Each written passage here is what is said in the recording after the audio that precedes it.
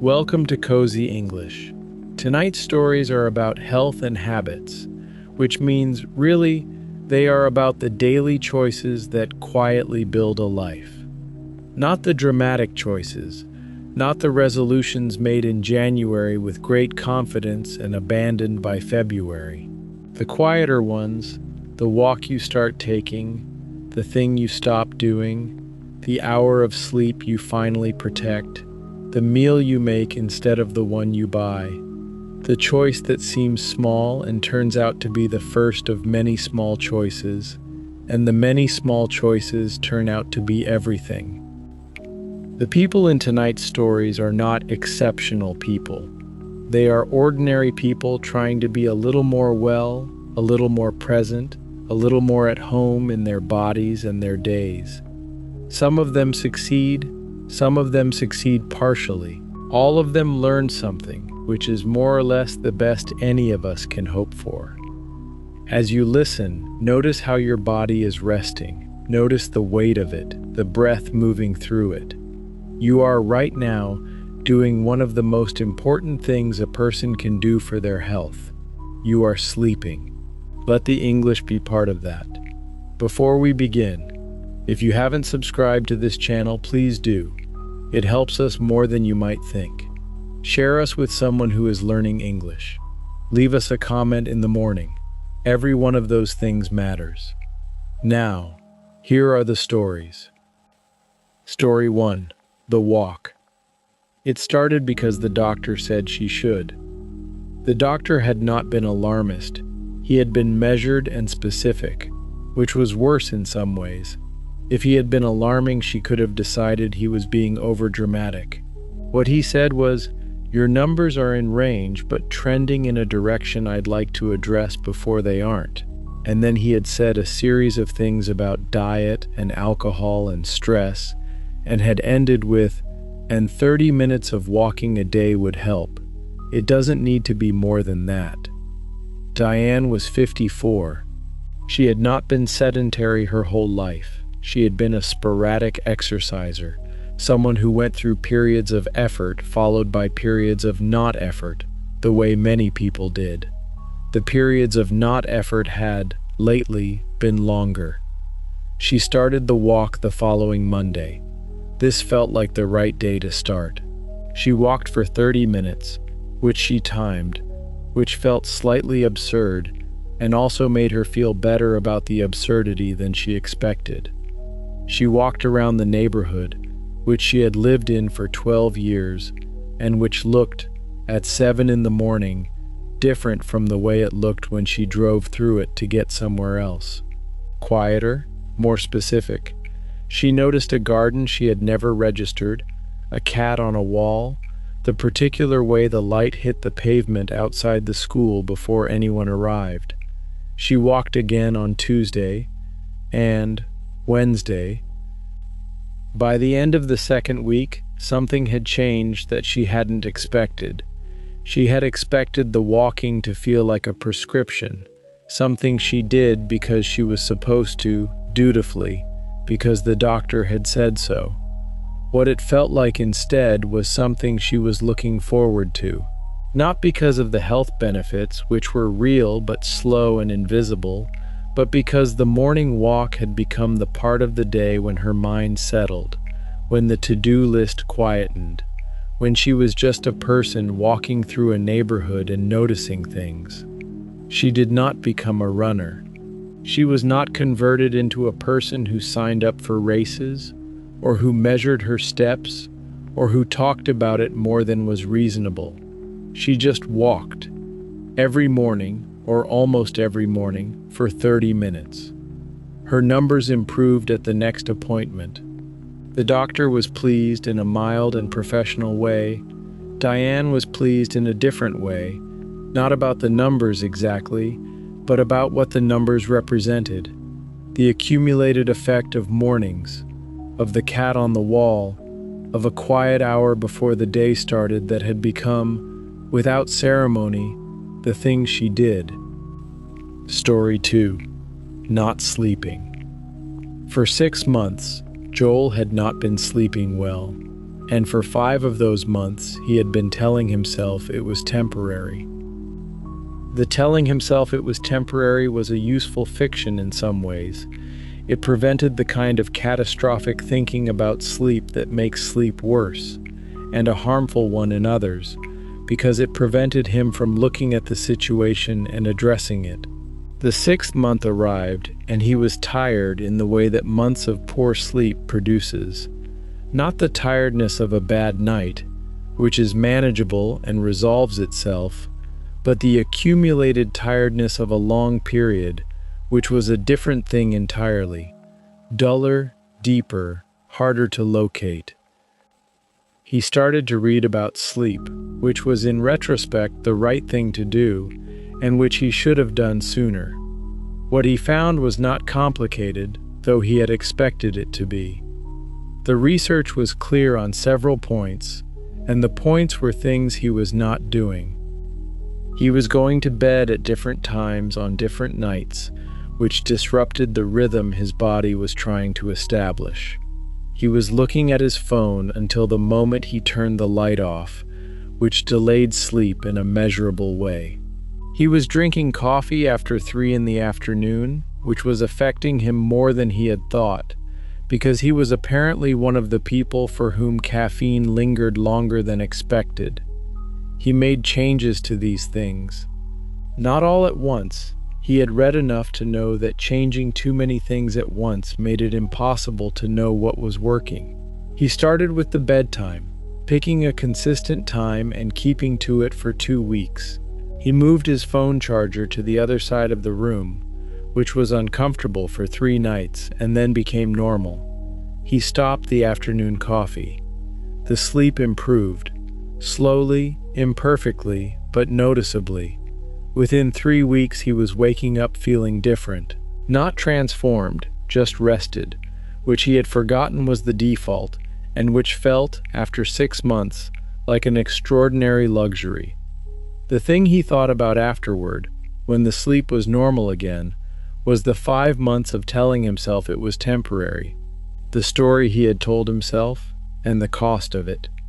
He thought that he would try, in future, to be faster about the gap between noticing something and addressing it, to be less patient with himself about things that were quietly affecting his quality of life. He did not always succeed at this, but he tried. Story 3. What she ate. For most of her 30s, Maya ate the way many people eat when they are very busy, reactively. She ate what was available and what was fast and what required no planning, which meant the same things, frequently, at irregular hours with an attention to fuel rather than food. She did not think of herself as someone who cooked. This was a belief she had formed early and maintained without examination, the way beliefs formed early often are. She had a few things she made: pasta, eggs, soup from a can, but she had classified herself, at some point in her 20s, as a person who did not cook, and the classification had made it true. The reclassification happened by accident. She had a week off work, holiday, unplanned. She had simply run out of capacity and taken the time. And she was at home on a Tuesday with nowhere to be. And she was hungry. And instead of ordering something, she opened the fridge and looked at what was there, with the attention of someone who had time to look. What was there was not much, but there was an onion and some garlic and a tin of tomatoes and some dried pasta, and she made, not from a recipe, just from the knowledge of what she had seen done, a pasta sauce, a simple one.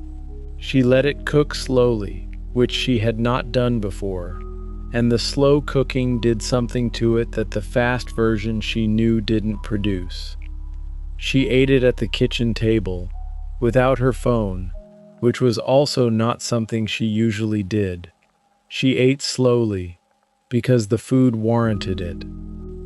This was not a revelation. It was a Tuesday lunch, but it was the first of a series of Tuesday lunches, and Thursday dinners, and Saturday morning breakfasts, in which she started cooking things because she had time, and then continued because she found, to her genuine surprise, that she liked it.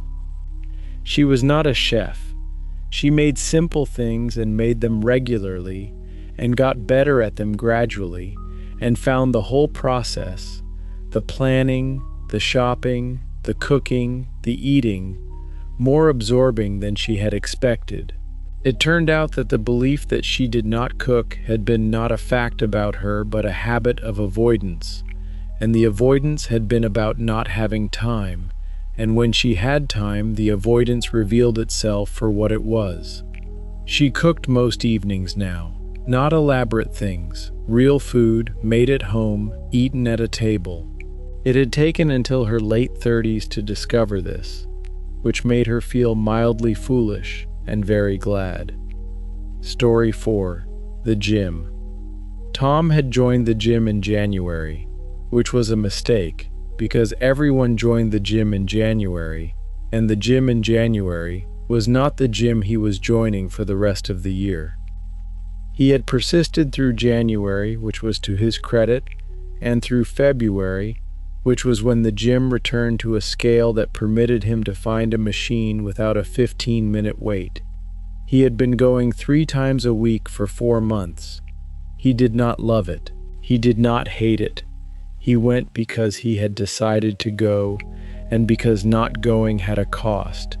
Not a dramatic cost, just the accumulation of sitting at a desk for many hours a day without offsetting it with anything, and the effect this had on his body and his mood. The thing he had not expected was the mood. He had been told, by everyone, by everything he had ever read, that exercise improved mood. He had believed this in an abstract way, in the way you believe things you have read but not experienced. He now believed it in the concrete way, having experienced it enough times for it to have become a fact he held as his own, rather than borrowed from somewhere else. On the days he went to the gym, he was measurably, specifically better in the afternoon. Not euphoric, he was not that person. He did not experience the thing people called a runner's high, or if he did not recognize it as such. Just steadier. Less likely to find things difficult that were not difficult, more able to absorb the minor frustrations of the afternoon without them accumulating into a general irritation. He had not understood, before the gym, that the irritation of many of his afternoons had been partly physical, the specific frustration that a body produces when it has not been used. He had thought it was the work, or the meetings, or the commute. Some of it was those things. Some of it, it turned out, was just his body wanting something he wasn't giving it. He told a friend who was also sedentary and also not happy about it. His friend said he knew he should exercise and just couldn't make himself. Tom thought about this. The first month is the worst, he said. You're not yet feeling the benefit, and you're still in the effort. It gets easier. Not easy, easier. But it takes a month of doing it when it doesn't feel worth it before it starts to feel worth it. His friend looked at him. That's not reassuring, he said. I know, Tom said, but it's true. Story 5. Anxiety. She had been anxious her whole life without knowing the word for it. Not debilitatingly. She had functioned, done well at school, had relationships, held jobs. The anxiety was not the kind that prevented things. It was the kind that made things slightly harder than they appeared to be for other people, that added a layer to ordinary situations, that made the low hum of worry so constant she had come to think of it as the sound of her mind rather than a symptom of anything. She was 31 when a therapist said the word and something shifted. Not the anxiety, not immediately, but her relationship to it. Naming it separated it from her slightly. It had always felt like her, the anxious voice. the worried turn of thought. The word made it a thing she had rather than a thing she was. The therapy was useful. It was also slow, which was not what she had expected. She had expected insight to produce change. What she found was that insight produced understanding, and understanding was necessary but not sufficient, and the change came from something different: practice. Repeated small practice of thinking differently about the worried thought, of noticing it rather than being inside it, of asking, as her therapist suggested, whether the thought was helpful rather than whether it was true. She also found that things she had always known were good for her were more good for her than she had previously understood. Sleep, when it was adequate, reduced the volume of the anxiety significantly. Exercise did something similar. The correlation was so consistent that she started to think of sleep and movement as medication, not a cure, but a daily management, something that kept the baseline livable. She was not free of anxiety. She did not expect to be. What she had was a set of tools and a new relationship to the thing, less fused with it, more able to observe it, more able to say, "That is the anxiety speaking, and it may not be right, and I do not have to act on it." This was, she had come to think, about as good as it got for someone like her, and it was, she had also come to think, enough. Story 6. The Quit. He had tried to stop smoking 4 times before the 5th time, which worked. The 4 attempts had not been failures exactly.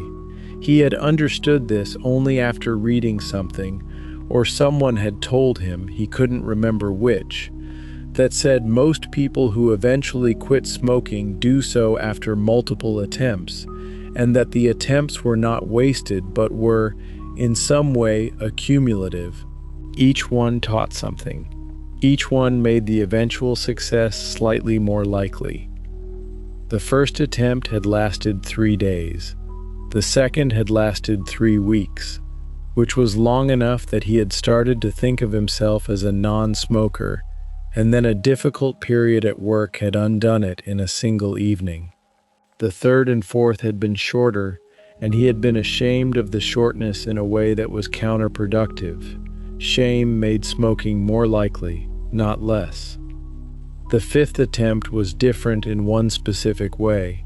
He had decided beforehand that if he slipped, it was a slip and not a failure, and the slip did not mean starting over, and the slip did not mean he was a person who could not do this.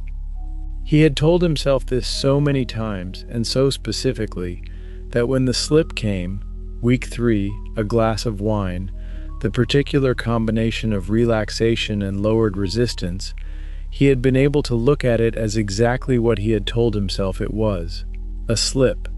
He did not have the cigarette after the cigarette, which was the one that usually undid the attempt. He had one, and he put the packet away, and in the morning he was back. The 5th attempt did not become the last attempt until many months after it started. For a long time it was just the current attempt, which he did not count too carefully, having learned that counting was its own kind of pressure. He had been free of it, now, for 3 years. Not effortlessly free, it had been harder in some periods than others, and the wanting still arrived occasionally, though it had quietened over time from a clamor to an occasional murmur, but free. The thing he most wanted to say to the person he had been, across the 4 failed attempts, was, the attempts weren't wasted, they were the work. The 5th time worked because of the first 4 times. You were not failing, you were learning how to do something very hard, and you were getting better at it each time, even though it didn't look like that while it was happening. Story 7. The Morning. For the first 40 years of her life, Carol had not been a morning person. This was not a choice. It was, as far as she could tell, a biological fact. her body's preference for late sleep and late waking, its particular resistance to early rising, the genuine difficulty of the first hour of morning, regardless of how much she had slept. She had lived with this and organized her life around it as much as possible, taking evening rather than morning commitments, doing her best thinking late at night, sleeping until the last possible moment on weekdays and, on weekends, until she woke naturally. Then she had a child. The child was not interested in her biological facts. The child was interested in 6 a.m., in the consistent and non-negotiable way of very small people whose needs do not consult their parents' preferences. Carol had managed the early mornings for 3 years with the determination of someone doing something hard because it is necessary, and she had been adequately functional in them and had not especially liked them. And then, somewhere in the child's 4th year, something changed. She was not sure what exactly had shifted. Possibly she had simply adapted. The body, she knew, was capable of adaptation if given enough time. But what she noticed was that the morning, which she had always moved through with impatience, had started to reveal itself. The quiet of it, specifically. The house at 6:15, before anyone else was up, before the day had started making its demands. She had begun, in those minutes before the child woke, to do things for herself, to sit with tea, to read a few pages, to simply be awake in a way that was not urgent. These minutes were not many, but they had a quality she began to look forward to. She was not converted into a morning person in the evangelical sense. She did not recommend it to others or describe it as a secret. But she had come to understand something she had previously missed. The mornings had not been bad because she was bad at mornings. They had been bad because she had always been moving through them, never in them. The child had made her stop moving. The stopping had revealed something. This was, she thought, not a lesson she would have chosen, but she was glad, unexpectedly, to have it. Story 8. Running. Yusuf took up running at 42, which was not, his friends told him, an obvious moment for it. He had not been a runner before. He had played football in his 20s and had had a brief and enthusiastic relationship with cycling in his 30s, but running had always seemed to him like something people did when they had run out of other options. He found it boring. He found it hard. He could not understand the people who described it as meditative when it seemed to him, in the early attempts he had made over the years, like a sustained argument with his own body in which he was losing. He took it up because a friend dared him to enter a 5K race with 7 weeks' notice. The 7 weeks were not comfortable. He followed a training plan that involved, in the early weeks, walking intervals, which he found both undignified and surprisingly sensible, since the intervals made it possible to cover the distance without the kind of despair that had characterized his previous attempts. He ran 3 times a week. He did not die, though there were moments. The race was on a Sunday morning in October. It was cold, and there were several hundred people, and the energy of several hundred people doing the same slightly frightening thing was unexpectedly moving. He ran it in 31 minutes, which was more than he had aimed for and less than he had feared. He crossed the finish line and stood in the cold with a foil blanket someone handed him and felt, in addition to relief, something that was the specific satisfaction of a physical task completed. His body had done a thing he had not believed it could do. This was a small thing in absolute terms and felt, in the moment, not small. He kept running. This surprised him. He had planned to run the race and be done, to have answered the dare and moved on. But the 3 times a week had become a habit before the race, and habits are harder to stop than to continue. And he continued. He was 46 now. He still didn't love it in every run. Sometimes he loved it, more often he liked it. Sometimes he found it hard and finished and was glad to have finished. What he had discovered was that the not loving it every time was not a problem. You did not need to love something to keep doing it. You needed it to be worth doing, and it was.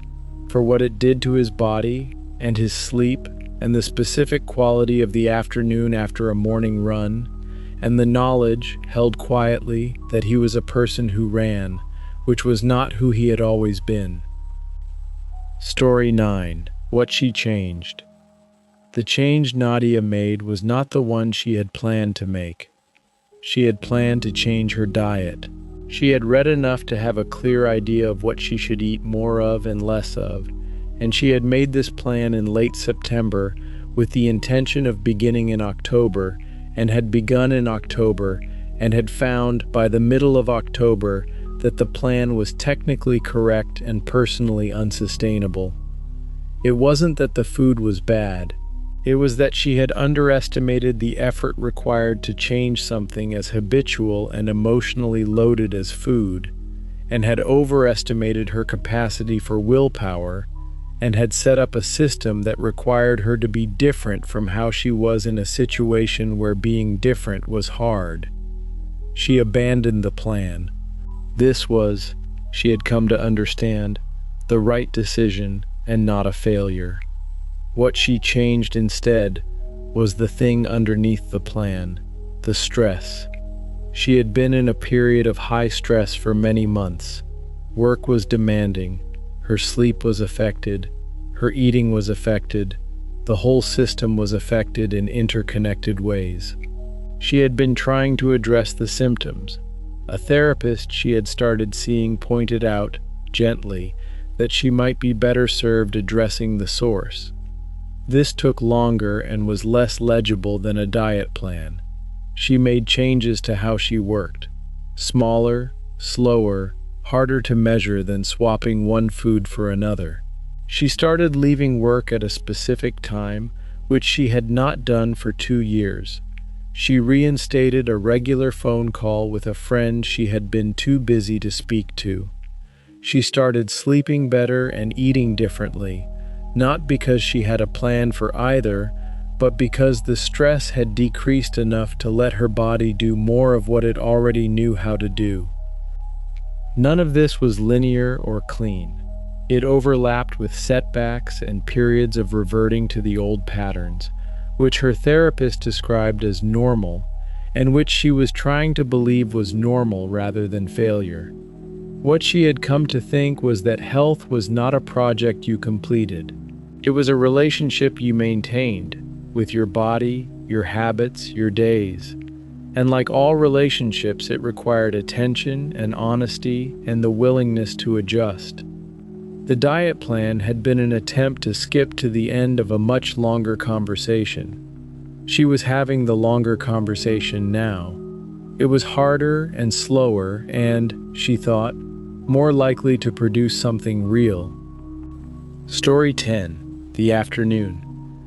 For 1 year, Omar gave himself an afternoon. Not a whole afternoon, 2 hours, on Wednesdays in his calendar, marked as unavailable, with no explanation given to anyone because no explanation was owed.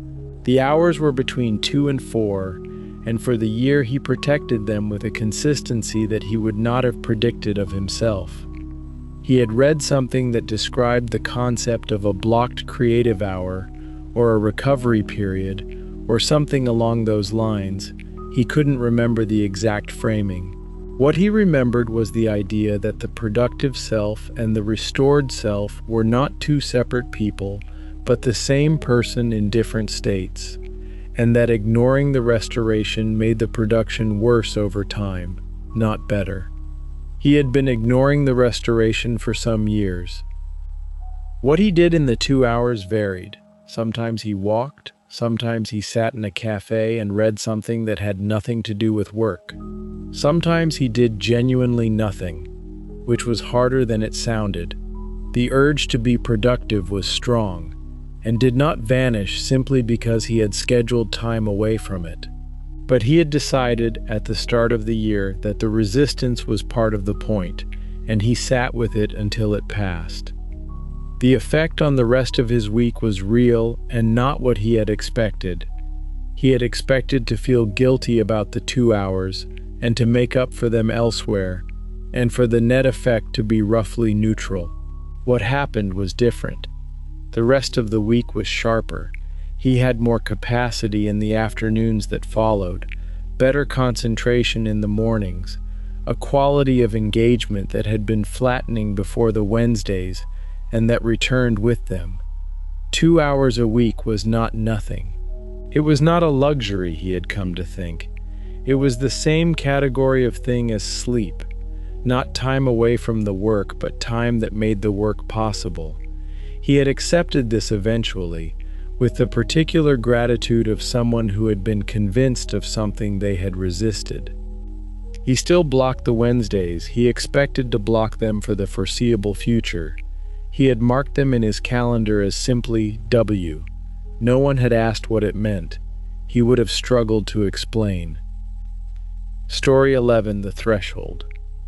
There was a moment, and Sophie knew it when it arrived, when a thing became easier. The thing was the cold water swimming that she had begun in October, in a lake 20 minutes from her house, with a group of people who met on Saturday mornings. She had joined on an impulse. She had seen them in the lake on a walk and had felt something that was curiosity, or envy, or the particular draw of a thing that looks both terrible and exactly right. The October water had been cold in the way that water in October is cold, which is to say, extremely. The first entry, she did not call it a swim, not in October, not yet, had lasted less than 3 minutes and had produced a physical sensation that she could only describe as total, her whole body's full attention, every nerve and every thought occupied completely by the fact of the water. It was, she thought afterward, the first time she had been entirely in the present tense in a very long time. She went back the following week, and the week after, through November, which was colder, and December, which was colder still, and into January, when the lake developed a thin skim of ice at the edges, and she stood at the bank looking at the water with the particular internal argument of a person who has decided they are going to do something and is now standing in front of the evidence that it requires doing. She got in. Every time, she got in. And after the initial shock, which never entirely disappeared but which she learned to breathe through, to inhabit rather than resist, there was the other thing, the spreading warmth of the body responding, the odd quiet that came over the water and the mind together, the sense, when she climbed out, of having done something that had required the whole of her. The threshold had arrived somewhere in February. She could not locate it exactly. It was not a single morning but a shift she noticed across several mornings, when the entry was still cold but was no longer the overwhelming thing it had been. It had become not easy but navigable, familiar, hers. She still went every Saturday. She had developed the particular attachment that cold water swimmers develop, not a rational attachment, not one she could fully explain to people who hadn't been in the lake, to the specific combination of cold and silence and the company of people who also got in. Her doctor, at her annual checkup, asked if she had changed anything. Her numbers were good. She mentioned the swimming. The doctor raised an eyebrow. In the lake? In winter? In the lake, Sophie said. In winter. The doctor looked at her notes and then at Sophie. Well, she said, with the tone of someone who had decided not to argue with results, keep doing it. Story 12. What she learned about rest. The thing that took Lily longest to learn was that rest was not the same as laziness. She had grown up with a clear message from many sources that the valuable people were busy people, that busyness was the sign of a full life, that rest was what you did when you had nothing better to do, that the correct response to a free afternoon was to find something to fill it. She had been busy for 20 years. The reckoning had not been a dramatic one. She had not burned out, or not in any definitive way that she could point to and name. What she had done, more quietly, was gradually become less of herself. She had noticed, over a period of months, that the things she enjoyed had lost some of their texture. Books she had loved reading felt like tasks. Time with friends, which she valued, felt like something she was managing. She was tired in a way that sleep didn't fix. She had described this to her GP, who had asked questions and then said, "You're depleted." Not ill in any specific clinical sense, but depleted. The reservoir was low, and the activities that usually filled it were not filling it because they had become part of the schedule, part of the performance of having a good life, rather than the actual living of one. The GP had said, "You need to rest," not sleep more specifically, not to do something in the active category. She meant doing less, allowing space, making room for nothing. This was, for Lily, almost more difficult than being busy. Being busy had a structure. Nothing had no structure and no output and no result. She sat with it and felt, at first, anxious and then guilty, and then, over time, something that tentatively resembled ease. The ease built. It was not immediate. It was weeks of protecting the space and resisting the urge to fill it, and gradually, in the space, noticing things, noticing what she wanted, which had been buried under what she was doing. A return of interest in things she had stopped caring about. A return of appetite for food, for company, for the texture of ordinary days. Rest, she finally understood, was not nothing. It was the condition under which everything else became possible. You could not, in the long run, produce from an empty reservoir. What she had taken for productivity had been, for some time, a drawing down. The drawing down had a limit, and on the other side of the limit was the rest, and on the other side of the rest was herself. Story 13. The Walking Habit. She had started walking every day at 56 and had not stopped. The starting had been medical advice, given after a checkup in which several things had been noted and addressed, one of which was more movement, regularly, sustainable. She had tried a gym and it had not taken. She had tried a running program and her knees had protested. She had started walking, which was not a thing she had thought of as exercise, and which had turned out to be exactly the right thing. The walk was 40 minutes, most days, in the morning after breakfast. She did not listen to anything while she walked. No podcasts, no music. She had tried both and found they took her attention away from where she was, in a way that defeated the purpose of being outside. She wanted to be outside. She walked to be outside. Over the 3 years she had been doing it, she had learned the route she walked in a way she had not expected. She knew the light on the canal in December and how it differed from the light in June. She knew which shop opened first on the market street and what the smell from the bakery was at 7:30. She knew the irregular pavements and the reliable shortcut and the corner that was always windy and the section of path that was sheltered. She had lost weight, slightly. Her blood pressure had improved, noticeably. She slept better. These were the outcomes the doctor had wanted. What she had also got, which the doctor had not mentioned and which she had not anticipated, was 40 minutes a day of being specifically somewhere with her whole attention, which was not something she had known she was missing and which she had apparently been missing for years. Story 14. The Therapist.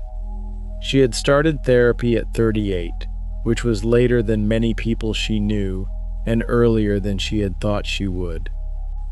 The reason was accumulation. Nothing had gone catastrophically wrong, but various things had been difficult for long enough and in consistent enough ways that she had begun to wonder whether the difficulty was circumstance or whether it was something she was doing or not doing. She had not had a dramatic revelation. She had had a gradual sense that the current approach was not working and that trying something different was rational rather than dramatic. The therapist was a woman in her 50s who had a small office in a converted house with a waiting room that was neutral in a way that had clearly been designed and which she initially found slightly artificial and later found calming in the same way that any consistent environment becomes calming. She had not known what to expect from therapy, having no experience of it, and had expected too much and not enough simultaneously. Too much in the sense of expecting clarity and resolution, not enough in the sense of not realizing how long it would take for the usefulness to become apparent. What she had found, over the 2 years she went regularly, was not the resolution of things but a better relationship with the things. They were still there, but she understood them differently, which changed how they affected her, which changed how she moved through the days. She still went once a month. She no longer went because she was struggling. She went because the monthly conversation was useful and because the practice of examining her own thinking with someone who was skilled at asking questions had become a habit she did not want to give up. Story 15. The Sleep. She had not slept well for years, and then she had. And the difference was so significant that it reorganized how she thought about almost everything else. The years of bad sleep had been normalized gradually. She had started sleeping poorly in her mid-30s, during a period of high pressure at work, and the bad sleep had outlasted the pressure and become its own thing. She had adapted to it in the way you adapt to things that stay long enough, by adjusting her expectations of how she felt, by assuming that tiredness was simply a feature of adult life, by drinking coffee in quantities that managed the tiredness without resolving it. She had finally addressed it, at 41, through a combination of things that the sleep specialist had recommended and which had required consistent effort over several weeks before the effect became clear. The effort had been to change habits that were old and embedded, waking and sleeping at the same time every day, no screens in the bedroom, the specific darkness and temperature that her body apparently required, a wind-down practice that had seemed ridiculous and turned out not to be. The change had been gradual and then sudden. One night she had slept for 7.5 hours without interruption and had woken feeling, for the first time in years, actually rested. She had lain in bed for a moment and been astonished. The year after addressing the sleep was different from the years before. She had more energy, she had more patience, she thought more clearly, which was the most significant thing. She had not known how much the tiredness had been limiting her cognition until the tiredness was gone. Astonishing, the quantity of life available to her when she slept. Story 16. The Run. He had not been a runner until he was 43, and had found it was the thing he had been looking for in various other things for 20 years without knowing it was running. He had tried the gym repeatedly and had found himself unable to sustain it. The environment, the machines, the artificiality of it. He had tried cycling and had enjoyed it and had done it for a year and then stopped when winter came and had not started again in spring, for reasons he could not fully account for. He had walked and liked walking, and it was not enough. He had gone for a run one evening on the suggestion of a friend who ran, and who said, with the matter-of-fact confidence of the converted, "Just try it once. Start slow, see what happens. He had run for 12 minutes before he had to walk, and he had been breathless and embarrassed, and also something else, something he did not have a word for, which was the thing that made him go out again 2 days later. By the end of the first month, he ran for 30 minutes without stopping. By the end of the third month, he ran 45 minutes easily. By the end of the first year, he had done a 10K race, which he had not planned to do, and which had been, in the middle of it, unpleasant and, at the finish, one of the most purely good experiences he had had in years. What running gave him was not fitness, though it gave him fitness. It gave him a daily hour in which his body was doing something hard enough to require all of his attention, which meant his attention was not on the things that were worrying him, which meant those things contracted to their actual size rather than the size they occupied when they had all of his attention. He ran at 6 in the morning, before anything else. He had been doing this for 3 years. It was the best decision he had made in his 40s. Story 17. The chronic illness. She had been managing chronic pain for 9 years and had, over those 9 years, become an expert in herself. Not an expert in the medical sense. She deferred to the doctors who knew more about the condition than she did, but an expert in how the condition behaved in her body, in the specific patterns it followed, in what made it better and what made it worse, and in the difference between a day that was going to be difficult and a day that was going to be manageable. This expertise had not been sought. It had accumulated because it had to, because managing a chronic condition over years required a precision of self-knowledge that healthy people could afford not to develop. She knew things about her own body and her own limits that she would not have known if she had been well. She did not find this gift-like. She found it practical. The knowledge was useful because she needed it to be useful, not because it was inherently valuable. If she could have been well and less self-knowledgeable, she would have chosen that. But she was not well in that way, and she managed, and the managing had made her something she would not otherwise have been, patient with herself in a way she had not been before. She had not been patient before the illness. She had expected her body to do what she asked, and had been impatient when it did not. The illness had corrected this, which was not a good reason to be ill, but was something she had. She would not recommend chronic pain as a path to self-understanding. She would say only that the path she was on had taken her somewhere she had not expected to be, and that some of what she had found there was worth having. Story 18. The habit that stuck. She had tried and failed to establish many habits over the years, and had developed, through this, a theory about which ones stuck and which ones didn't.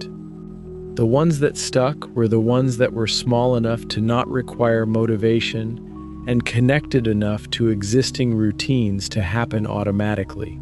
The habit she was most proud of, because it had taken the most adjustment to establish, was the habit of drinking a glass of water first thing every morning, before anything else, before coffee. This sounds simple. It is simple. The establishing of it had still taken 6 weeks of conscious effort, because the automatic reach for the kettle was deeply embedded, and redirecting it required more intervention than she had expected. She had put a glass on the bathroom sink. She had drunk the water. She had done this every day for 6 weeks, before it stopped requiring conscious effort. The water in the morning was not a dramatic health intervention. She felt slightly better on days she remembered it, and the same on days she didn't. But the habit was the point as much as the outcome.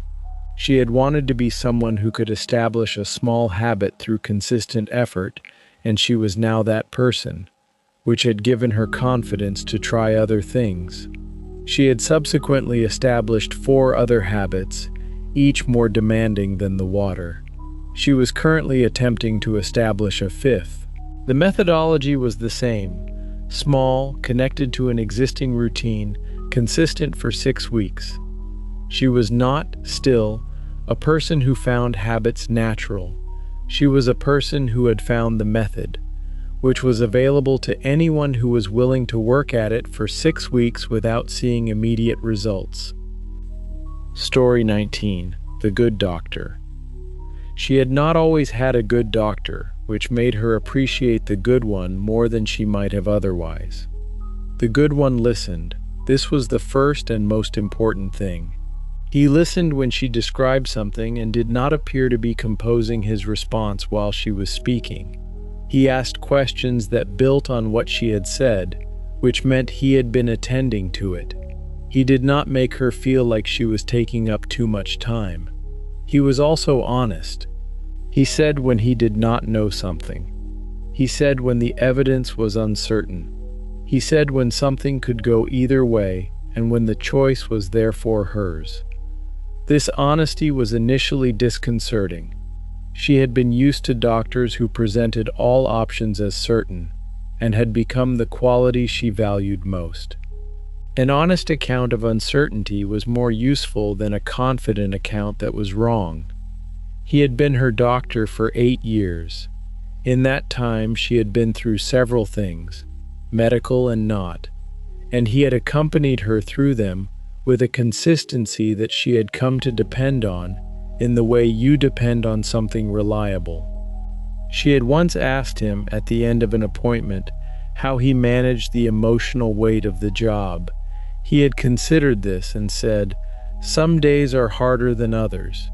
He had said it without complaint, which was its own form of professionalism and which she respected. She always went to appointments with a list. She had learned that the doctor's time was short, and her list was a way of respecting this while also getting everything said. He had once told her the list was the most helpful thing a patient could bring. She had taken this as high praise. Story 20. The Year Without Sugar. She had given up sugar for a year, which was harder than she expected and easier than she expected, in different phases. The hard part was the first 3 weeks, which everyone had told her would be hard, and which were hard in the specific way everyone had described. Cravings, mood shifts, the experience of wanting something so persistently that you were aware of its absence in a way that was almost physical. She had expected this and had planned for it. Plain food, no temptations, the understanding that it would pass. It passed. By the 4th week, the cravings had reduced to occasional rather than constant. By the 6th week, she rarely thought about sugar. This had surprised her because she had been eating significant amounts of it for decades and had assumed the absence would be noticed indefinitely. The easier part she had not expected was what replaced it. Her palate had shifted, gradually. Food tasted differently when she was no longer overriding it with sweetness. She found she liked vegetables more. She found that fruit was satisfying in a way that had not felt possible when she was eating desserts regularly. At the end of the year, she had reintroduced some sugar, carefully, in small amounts. She did not go back to what she had been doing. Not from willpower. The willpower was not the mechanism. The mechanism was that her preferences had genuinely changed, which made the maintenance of the change not effortful but simply accurate. She told people who asked that the year was worth it. She told them the first 3 weeks were the whole difficulty. Both things were true. Story 21. Rest. She had not known how to rest until she was 44, and she found this embarrassing now, and also understandable. She had been, for all of her adult life before 44, someone who measured her worth in output, not consciously or not consciously enough. She had thought she valued rest. She said she valued rest. She talked about the importance of rest. but she had consistently filled the spaces that should have been rest with more things, more activity, more productivity, because the alternative was a stillness that made her anxious in ways she had not examined. At 44, a period of enforced rest had removed the option of filling the spaces. She had been ill enough to not work and not well enough to be usefully active, and the period had lasted 4 weeks, and in 4 weeks she had, for the first time in her adult life, experienced sustained rest. She had been expected, by herself and by some concerned people around her, to find the enforced idleness intolerable. Instead, she had found, after the first week, that the rest had a texture she had not known was available, that lying in bed in the afternoon with the light changing was not wasted time, that her mind, given nothing to do, did things of its own that were interesting rather than empty. She came out of the illness changed in this one respect. She knew what rest was for now. She built it into her life, not as something that happened when everything else was done, but as something scheduled and protected, because everything else was never done, and if you waited for it to be done, you never rested. She rested. She had needed to learn how. She had learned. Story 22. The Morning Pages. She had started writing 3 pages every morning, by hand, as the first thing she did, and had been doing this for 11 months. This was a practice she had read about and had tried twice before and had abandoned both times because the 3 pages felt long and the writing felt like effort, and she had not been willing to give it the time it needed. The third attempt had worked for reasons she could not fully account for, except that she had decided, this time, to write the pages before she had coffee, which meant there was an incentive to finish them. The pages were not for reading. She wrote them and did not look at them again. They accumulated in a drawer she opened infrequently, and which contained, now, several notebooks full of the unedited contents of her mornings.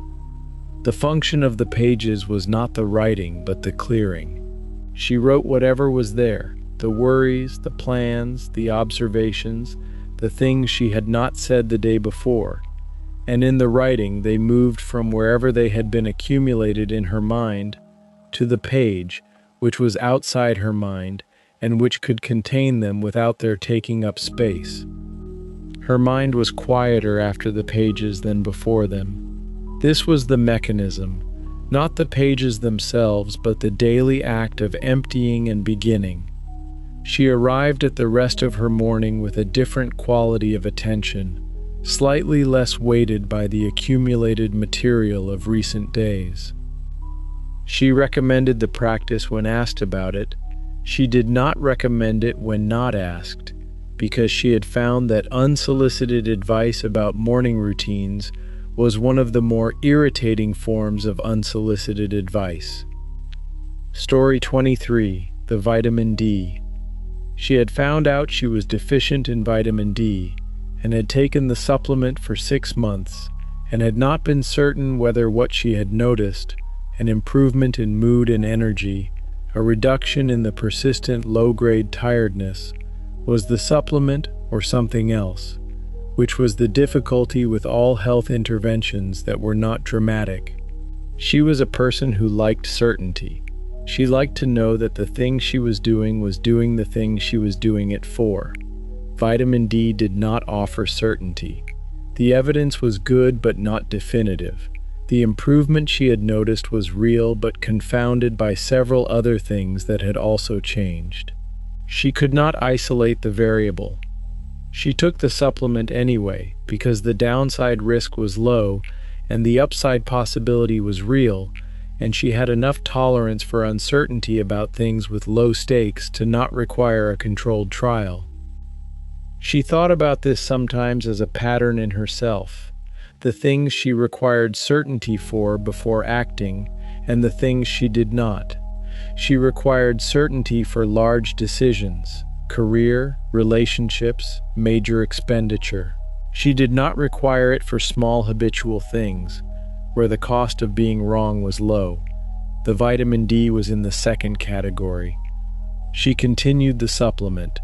She felt better, probably, or probably because of this. This was enough. Story 24. The body. She had spent a large portion of her 30s in a hostile relationship with her body, and her 40s in the process of getting out of that relationship, and at 48 she was somewhere she had not expected to be, grateful. The gratitude was specific and had arrived through the body's own demonstration. It had worked, through things she had asked of it and things she had not. It had carried her.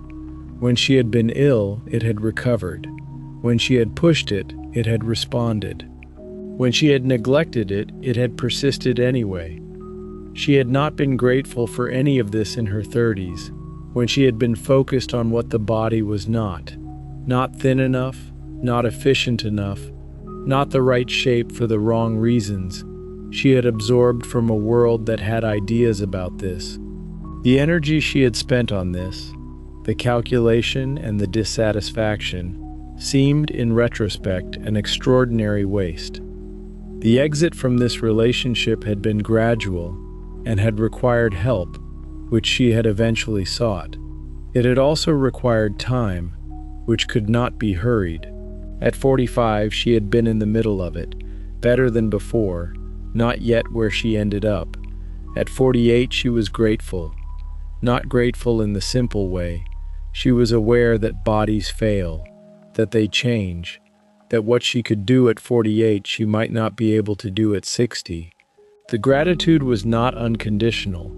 It was the gratitude of someone who understood impermanence and was glad for what was present now. She moved through the world in a body that worked. She noticed this. She was grateful. Story 25. The meditation.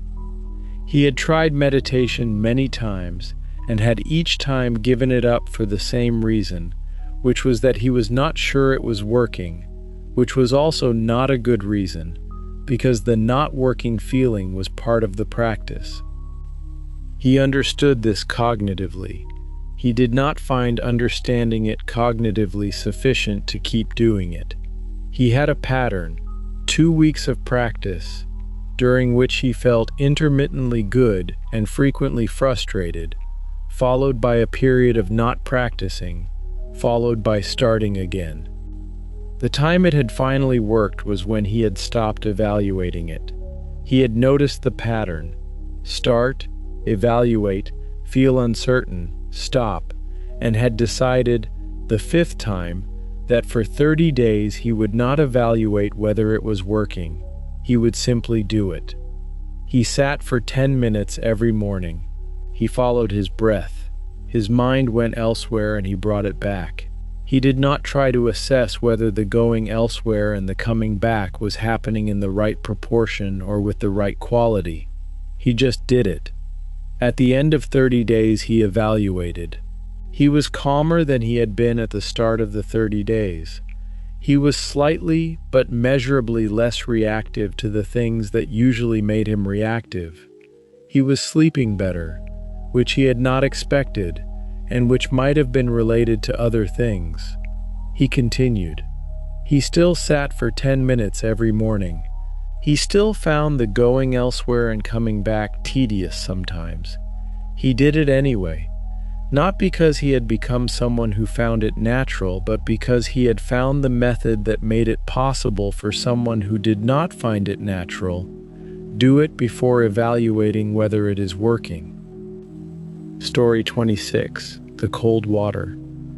She had started swimming in cold water on the recommendation of her doctor, who had mentioned it with the careful qualification that the evidence was still accumulating, but that several of her patients had found it helpful for mood. She had swum in cold water once before, involuntarily, when a boat she was on had capsized, and had found it unpleasant in a way she associated with the capsizing rather than with the cold specifically. Starting it deliberately required her to separate the two things. The local wild swimming group met on Sunday mornings at the river. She joined them on a Sunday in October, when the water was cold enough to be bracing, but not so cold as to be dangerous for a first-time participant. The group was welcoming and practical. They told her to go in slowly, to breathe through the first shock, to get out before she felt too cold rather than after. She got in. The cold was total and immediate. She stood in water up to her waist for 30 seconds while her breathing settled, and then she swam, slowly, for 5 minutes, and then she got out. Standing on the bank afterward, wrapped in a towel, she felt something she would describe imprecisely as very awake. Not just cold, awake. Her entire nervous system was attending to being alive in a way it did not attend on ordinary mornings. She went back the following Sunday.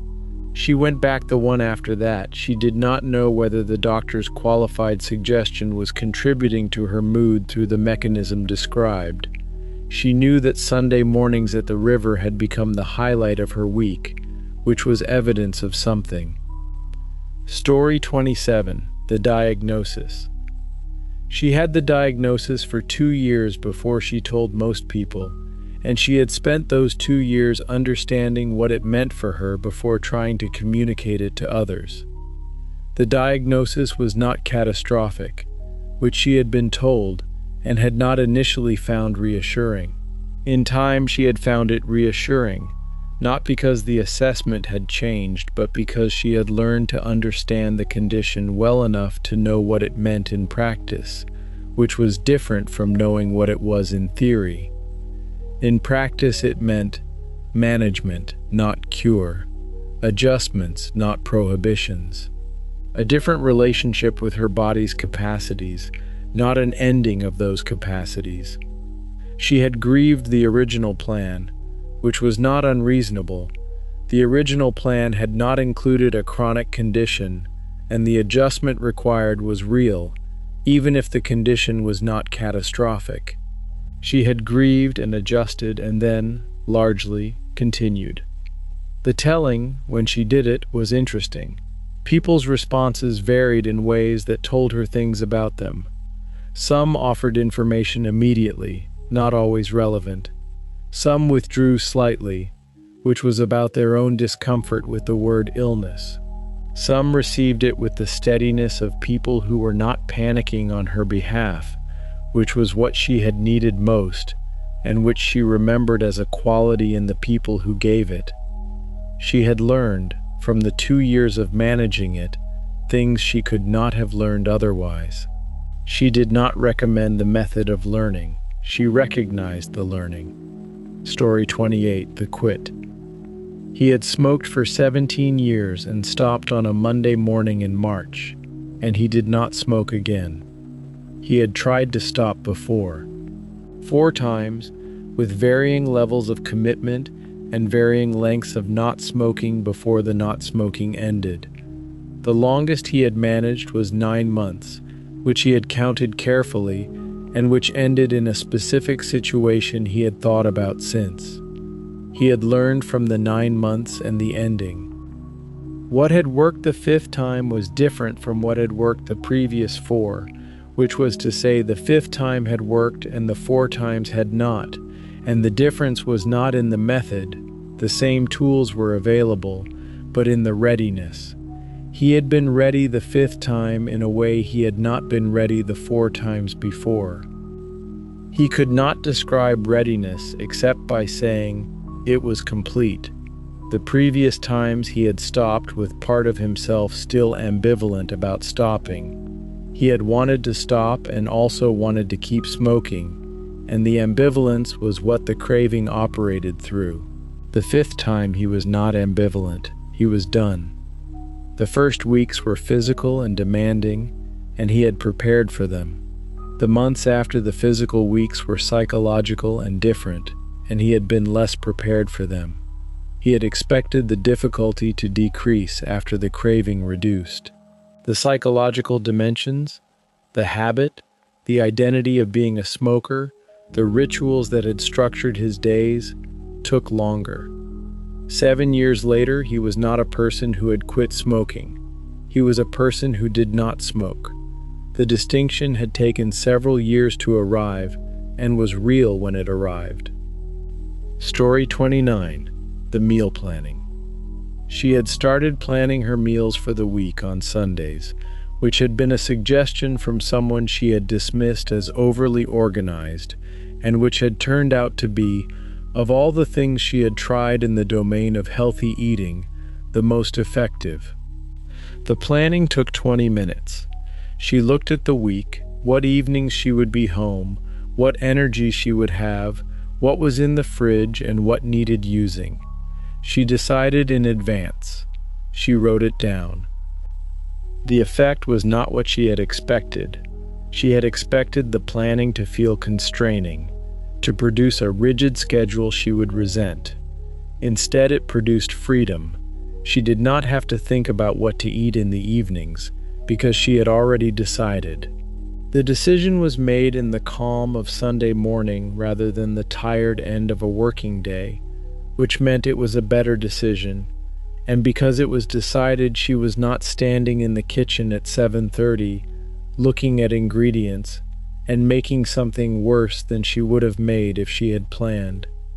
The planning also improved what she ate, because planning requires you to think in advance about vegetables and variety and nutrition in a way that standing in front of an open fridge at the end of the day does not. She still cooked outside the plan sometimes. She gave herself this flexibility. The plan was guidance, not law. The guidance was good. Story 30. The walk he didn't know he needed. He had gone for a walk when he was stuck. Not stuck on something in particular, just stuck. The feeling of being somewhere in himself that was not moving. And the walk had helped, and he had known it would help, and had needed 40 minutes of being stuck to decide to go. This was his pattern: stuck, resistance to the known solution, eventual capitulation, walk, unstuck. He had been through this cycle enough times to recognize it, and had not yet found a way to shortcut it, which he found both frustrating and slightly funny. The walk was along the canal, which was near his house, and which was his default walk because it was flat, and the water was there, and the path was wide enough to walk without navigating other people. He walked for 40 minutes, out and back, and on the way back he was no longer stuck. He had not solved the thing he was stuck on. He had not had an idea that resolved it. Something had simply loosened. The way things loosen when you have moved your body for 40 minutes, and your mind has been given the walking rather than the stuckness to attend to. The stuckness had reorganized itself in his absence. He came home and made tea and sat down and was able to work. He walked most afternoons now, not always when stuck, sometimes preemptively. He thought of it as maintenance, which it was. The body needed the movement, and the mind needed the movement, and the walk provided both, and had provided them reliably enough that he had stopped questioning why it worked. Story 31. The annual checkup. She went to the doctor every year for a checkup that she did not particularly need, and which she went to because she had decided, in her mid-40s, that maintenance was better than repair. This was a shift in her relationship with healthcare, which she had previously operated reactively. Go when something was wrong. She had found this approach worked until it didn't, and the time it didn't had been sufficiently instructive that she had changed the approach. The annual checkup was unremarkable most years. Some numbers were checked, some questions were asked.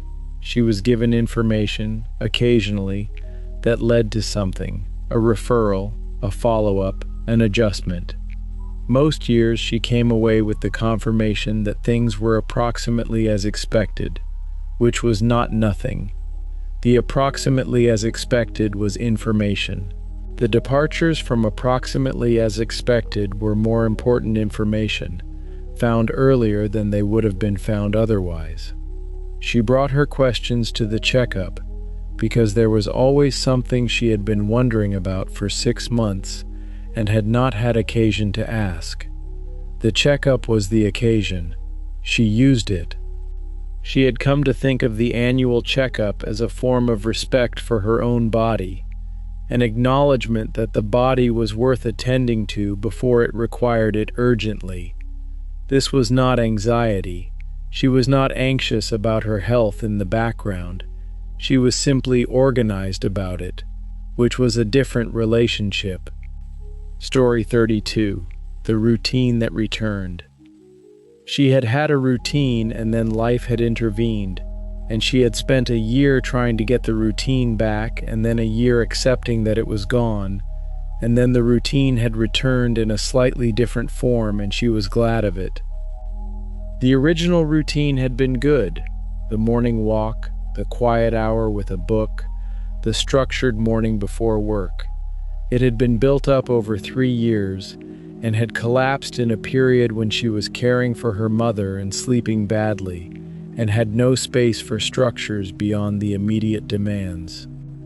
In the year of trying to get it back, she had struggled against the period rather than working within it, which had made both the period and the failing to get back harder. She had thought, if I could just get the routine back, everything would be better. But the period did not allow the routine, and she did not have the routine, and the wanting of it made the absence worse. In the year of accepting it was gone, she had found what was possible rather than what she missed. Small things, not the full structure but fragments. 5 minutes of sitting quietly, the occasional book, the walk on the days when she could. The fragments were not the routine, but they were something. When the period ended and the space returned, the routine came back in a form that incorporated what she had learned. The walk was shorter on some days and longer on others. The book happened when it happened. She was less rigid with herself, which was the gift of the year that had taken the routine away. Story 33. The last story. What she had learned, across the years of paying attention to her health, was that the attention itself was the thing. Not any particular habit or practice or intervention. The act of attending to herself, to how she felt, what she needed, what was working and what was not, was the ground of all of it. She had not always attended. She had gone through years of treating her body as an instrument to be used, rather than a thing to be listened to, and the body had communicated its objections in the usual ways: tiredness, aches, the low persistent signals that she had turned down like a radio she needed to not hear. The attention had come, as it often came, through necessity. Something had required her to listen, and in the listening she had found more than she expected. Not a failing body, but one that was communicating carefully and consistently, that had been communicating for years, that had things to tell her that were worth hearing. She listened now, not with anxiety. Anxiety was also a form of not listening, a noise that prevented the signal getting through. She listened with curiosity and care, in the way you listen to something you have decided to take seriously. This was not wisdom, exactly. It was simply a relationship with herself, with the body she lived in, with the practices that made the relationship possible. She paid attention. The body told her things. She responded as best she could. This was, she thought, what health actually was, underneath all the other definitions. Story 34. The Good Enough Day. She had given up, somewhere in her 40s, on the idea of perfect days, not the aspiration to them. She still wanted days that felt full and coherent and good. But the standard she had held, The day that began with the full morning routine and included the right food and the right exercise and the right amount of work and the right quality of rest had been quietly dropped, because the day that met all these standards was rarer than the day that didn't, and measuring herself against it had made the ordinary day feel like a failure when it was not. The good enough day was the better standard. The day in which she had done one or two of the things that mattered, had rested where she could, had not been unkind to herself about what had not been done. This day was the normal day. This day, repeated, was a good life. She had had to learn to count things that she had previously dismissed. The glass of water, the 10-minute walk, the early night, the meal cooked simply. These were not failures to achieve the full version. They were health, in the form it took on a day that also had other demands. She had stopped comparing Tuesday to her ideal and started asking only, was Tuesday roughly okay? More days than she expected. The answer was yes. Story 35. The breath. He had learned to breathe properly at the age of 46, which struck him as both very late and better than never. The class had been something he had signed up for reluctantly, as a recommendation from someone he trusted. Breathwork, which sounded absurd. Breathing was not something one needed instruction in. He had been doing it for 46 years without guidance. The instruction had shown him that this was not quite true. He had been breathing in a way that was technically functional, and also, apparently, in a way that was creating a low-grade tension he had not known was there. The breathing he was taught was slower and deeper and from a different part of the body, and when he did it in the class he felt something release in his chest that he had not known was held. He had been skeptical throughout. He had remained skeptical while noticing the release. He had gone back. He breathed differently now. Not always and not perfectly, but often enough. In the moments before important things, in the moments of waiting, in the moments when he noticed that his shoulders were up and his chest was tight. He breathed the way the class had taught him, and the shoulders came down and the chest loosened. This was simple. He was grateful for simple things. Story 36. The afternoon. She protected the afternoon with the same care she had once protected only mornings. The afternoons had been where things went when there was no other place for them. The errand, the call she had been putting off, the administrative task, the meeting that could be put nowhere else. The afternoon was porous. It absorbed what the morning's discipline had organized against. She had begun to protect it. Not with rigidity. Afternoons remained more flexible than mornings by nature, because the energy of the day was different by then, but with intention. The 3 o'clock walk that she did not give up unless the demand was genuine. The half hour of reading that was not an indulgence but a recovery. The commitment to not scheduling the afternoon full so that what needed to land somewhere had room. The protected afternoon changed the evening. She arrived at the evening less depleted, which meant the evening had more in it. More presence, more patience, more capacity for the things and people that evenings held. Health was not only the morning. She had learned this later than she might have. The afternoon and the evening were also health, in the particular ways they were lived. Story 37. The Seasons of Energy. She had learned that her energy was not constant across the year, and that adjusting her expectations to the season was wiser than insisting the season adjust to them. Winter was slower. She slept more, needed more quiet, was less inclined to the social or the ambitious. She had spent years fighting this, filling winter with the activities she maintained in summer, and winter had fought back in the predictable ways. She was tired. She was mildly low. She was less effective at the things she was trying to maintain. She stopped fighting it.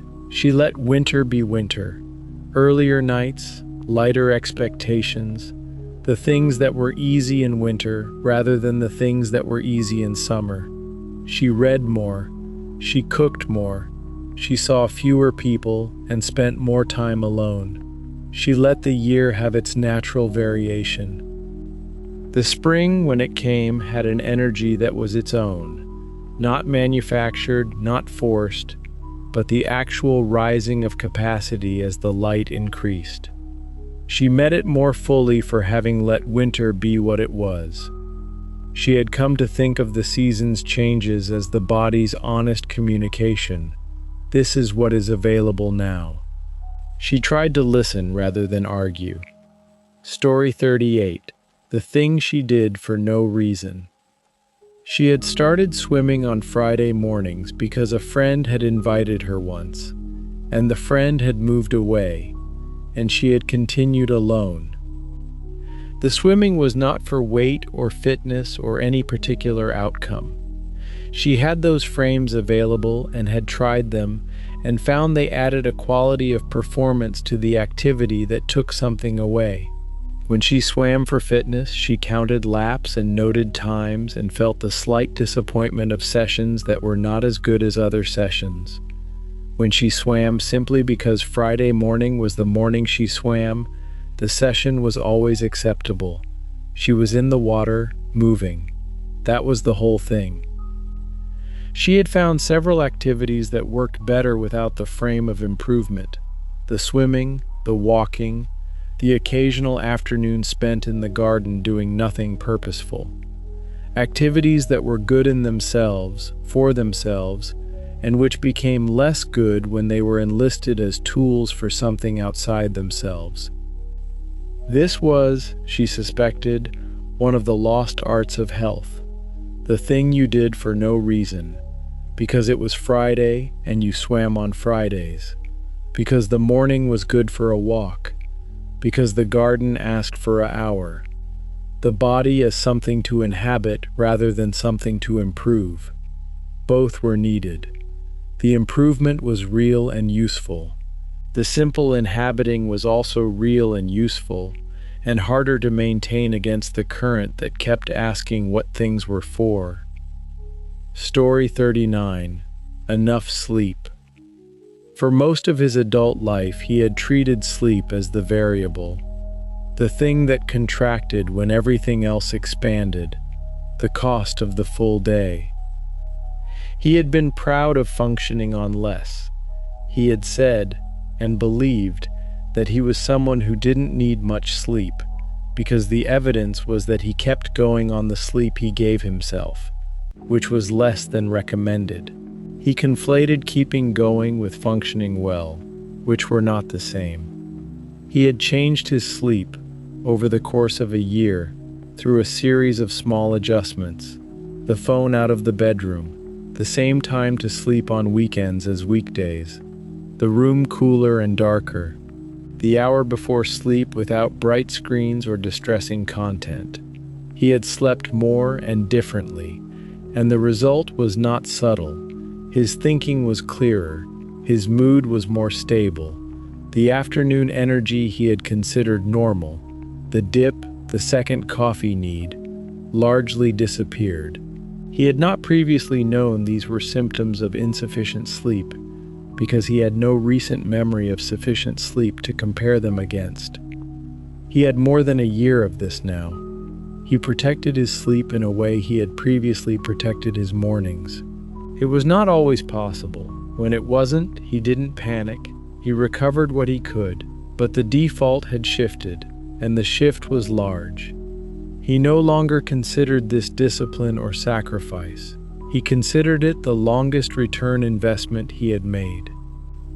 Story 40. The end of the day. She had a ritual for the end of the day that took 10 minutes, and that she had practiced for 2 years, and that had changed the quality of her mornings. The ritual was simple.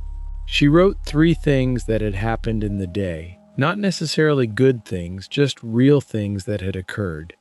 She wrote one thing she had done that she was satisfied with. She wrote what needed to carry over to tomorrow and put it in a specific place so she did not need to carry it in her head.